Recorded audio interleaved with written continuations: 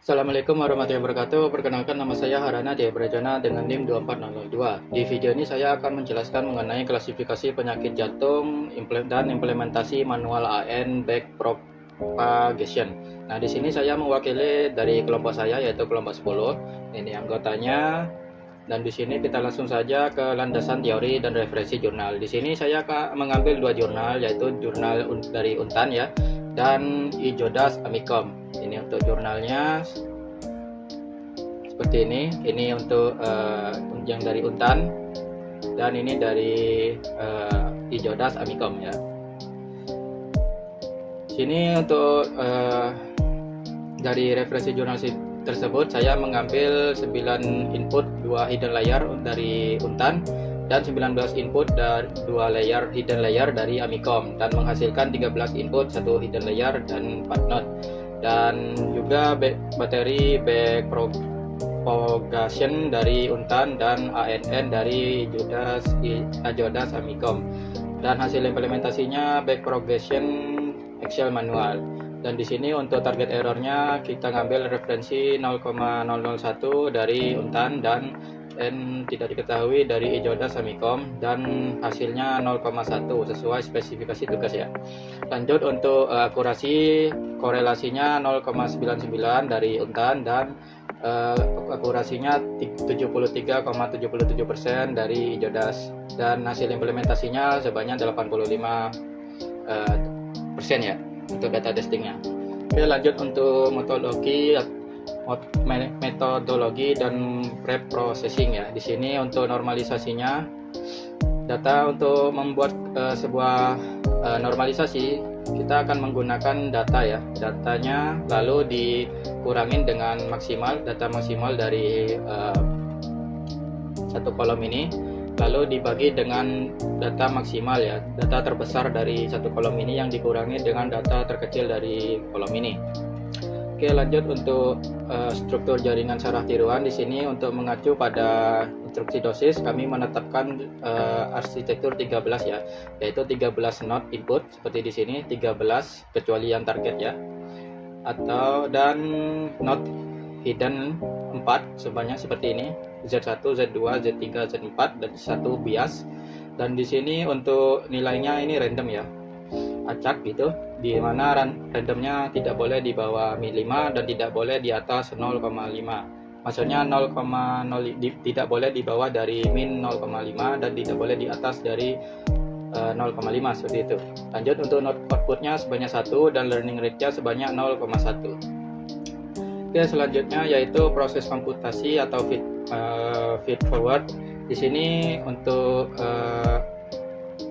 feed forwardingnya kita akan melakukan perhitungan terhadap Z-in dan hidden dengan menjumlahkan seluruh produk ya, seluruh panjang satu baris, lalu ditambahkan dengan bobotnya. Bobotnya seperti ini saya tunjukkan.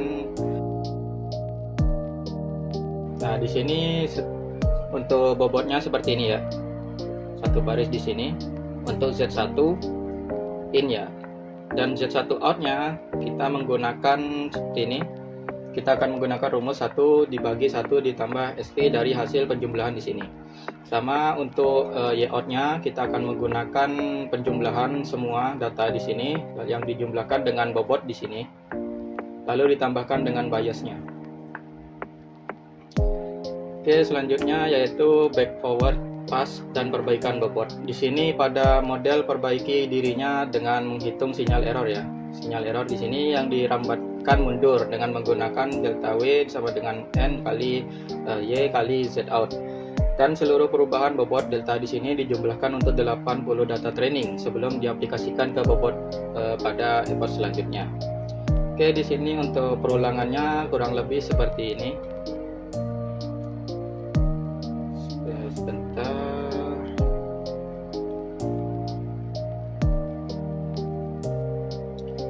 Oke, jadi ini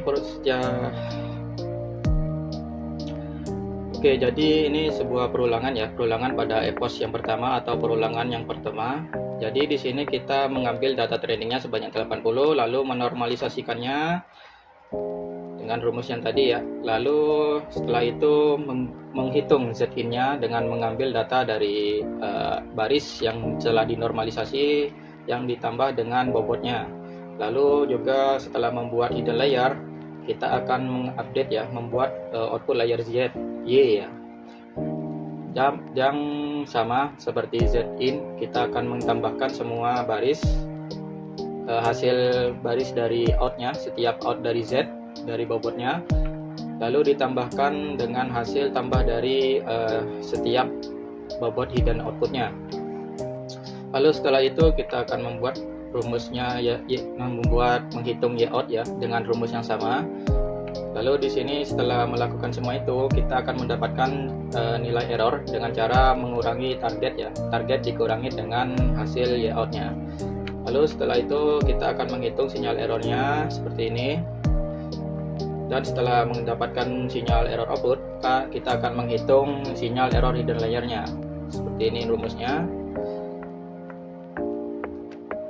Lalu setelah mendapatkan seluruh bobot ya, pada seluruh 4 bobot tadi, seluruh nilai dari 4 bobot tadi, kita akan menghitung perubahan bobot outputnya setelah mendapatkan hasilnya dari sinyal error hidden tadi. Kita akan mengkalikan dengan 0,1 ya.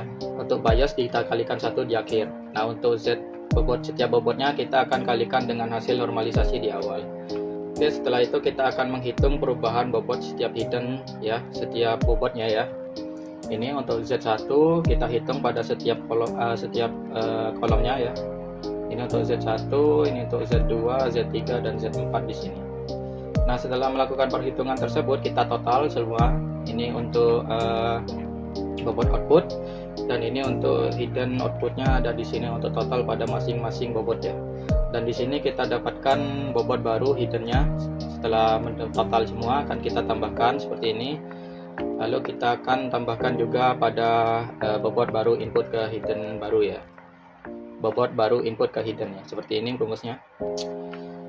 Oke, setelah itu kita menyalin sheet tadi dan memperbarui hidden output yang awalnya random ya, masukkan random seperti ini, kita update dengan bobot yang baru yang ada di sini pada epoch ke-1. Hal serupa juga berlaku pada bobot input hidden ya. Kita perbarui di sini dari yang lama seperti ini menjadi seperti ini.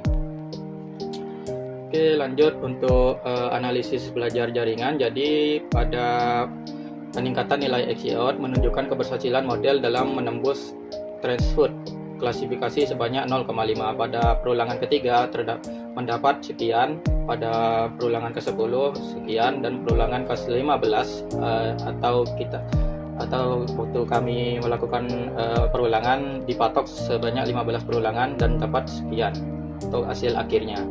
Nah, setelah itu kita akan menentukan evaluasi kinerja data testingnya, yaitu kita akan menentukan true positif, false positif, false negatif, dan true negatif.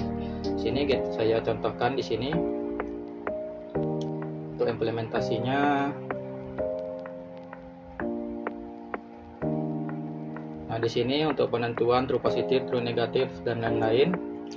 Oke, lanjut di sini untuk prediksinya sebanyak 8, true positifnya ya. Prediksi 1 sebanyak 8 dan false negatifnya sebanyak 3 dan true negatifnya sebanyak 9. Nah, selanjutnya yaitu ringkasan performa model setelah mendapatkan 4 true positif tadi, 4 kondisi tadi kayak false negatif, true positif, dan yang lain-lain. Kita akan mendapatkan sebuah presensi ya, atau ringkasan performa model, di mana akurasinya sebanyak sekian, presisi sekian, recallnya sekian, dan hasil akhirnya yaitu 84,2%. Oke, kesimpulannya yaitu model mencapai kestabilan akurasi 85% dengan hanya 15 effort. Keunggulan utama model terletak pada nilai recall 100% ya, dan penelitian ini membuktikan bahwa simulasi manual back forwarding di spreadsheet mampu menyamai performa library. Mungkin hanya segitu saja penyampaian dari saya Harana Jaya Prajana dengan NIM 24002. Jika terdapat kesalahan saya mohon maaf. Assalamualaikum warahmatullahi wabarakatuh.